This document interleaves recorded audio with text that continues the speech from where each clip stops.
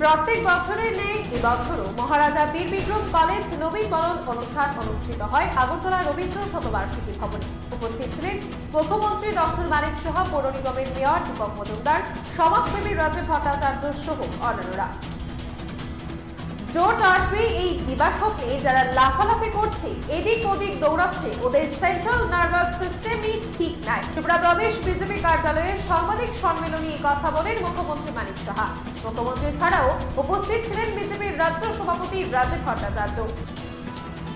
আগরতলা পৌর নিগমের উত্তর জোনালের উদ্যোগে 8টি ওয়ার্ডকে নিয়ে বিকশিত ভারতের সংকল্প যাত্রা ও প্রতীক ঘরে সুশাসন 2.0 আনুষ্ঠানিক উদ্বোধন করলেন পৌর নিগমের মেয়র দীপক মজুমদার। শ্যামলীবাজার পৌর নিগমের অফিসে এই অনুষ্ঠান অনুষ্ঠিত হয়।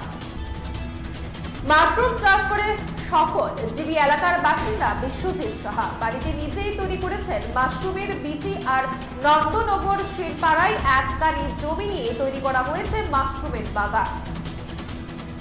খোয়াই পৌর পরিষদ প্রাঙ্গণে বিকশিত ভারত সংকল্প যাত্রা কর্মসূচির অনুষ্ঠানের আনুষ্ঠানিকভাবে সূচনা করেন খোয়াই পৌর পরিষদের চেয়ারপারসন দেবাশিস শর্মা। এছাড়াও এদিনের অনুষ্ঠানে উপস্থিত ছিলেন খোয়াই জেলার অতিরিক্ত জেলা শাসক কেশব পাল, খোয়াই পৌর পরিষদের ভাইস চেয়ারম্যান নিবাস পাখি সহ অন্যান্যরা। উদয়পুর জামজুরি গ্রাম পঞ্চায়েত এলাকার 4 নম্বর ওয়ার্ডে যতীন্দ্র চক্রবর্তীর ছেলে দুলাল চক্রবর্তী সরকারি অনুমোদন ছাড়া বৈষ্ণবী চর এলাকায় নিজের পুকুর ভরাট করার অভিযোগ নানান মহলে। ত্রিপুরা অলিম্পিক অ্যাসোসিয়েশনের সম্পাদক রূপক দেব রায়ের বিরুদ্ধে থানায় মামলা করলে ত্রিপুরা বাস্কেটবল অ্যাসোসিয়েশন। তাদের দাবি, তাদেরকে না জানিয়ে রাজ্যের প্লেয়ারদের সুযোগ না দিয়ে বহিরাজ্যের প্লেয়ারদের ঘিরিয়ে টাকা ইনকাম করছে ত্রিপুরার অলিম্পিক অ্যাসোসিয়েশনের রাজ্য সম্পাদক। 2/3 সংখ্যাগরিষ্ঠতা নিয়ে আইজলের কুর্সিতে বসতে চলেছেন প্রয়াত প্রধানমন্ত্রী ইন্দিরা গান্ধীর দেহরক্ষী বাহিনীর প্রাক্তন প্রধান লালজু হোক।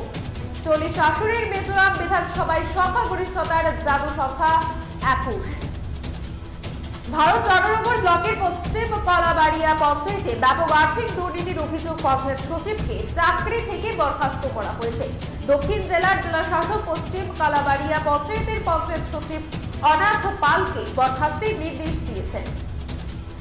তেলেঙ্গানায় বায়ুসেনার প্রশিক্ষণের সময়ে একটি বিমান ভেঙে পড়েছে, তাতে 2 জন পাইলট ছিলেন, 1 জন প্রশিক্ষক এবং অন্যজন প্রশিক্ষণরত। 2 জনেরই মৃত্যু হয়েছে দুর্ঘটনায়।